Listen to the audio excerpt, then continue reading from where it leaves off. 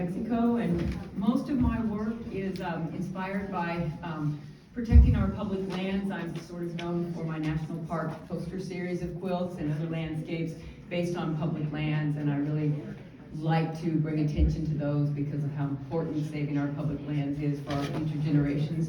But I also enjoy anything about the nature and the outdoors, and I like piecing. So a lot of times I do big abstract piecing quilts with lots of piecing. And this story is not one of these stories from the heart, but it's very interesting in that I was trying to dye some dark brown fabrics to use in some of my national park poster quilts. I like solid fabrics, and I didn't know a lot about dyeing, and I had a whole lot of old dye. And so I did these brown colors, a whole bunch of them, and washed it, and it all washed out, and I was left with lots of peach fabric. And that year, the Pantone color of the year was peach.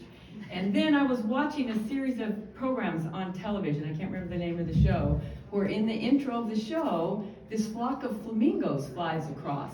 And I'd only seen flamingos in zoos standing on one foot and didn't even realize that they had black wingtips. But flying, you could see the black wingtips. So I decided on those three things to make this quilt with abstractly designed flamingos and do lots of piecing and lots of different blocks in lots of different sizes, and then played around with it on the design wall to put it together until I got a lot of good movement with it. So the really challenging part was it's not put together with like rows of blocks like traditional quilts, and it's all different sizes. So as I continued across into putting it together, by the time it was finished, it was very unsquare.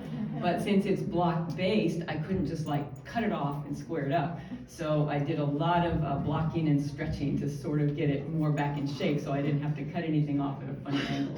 So inspiration, you never know where inspiration is going to come from. And so that's my story. Thank you.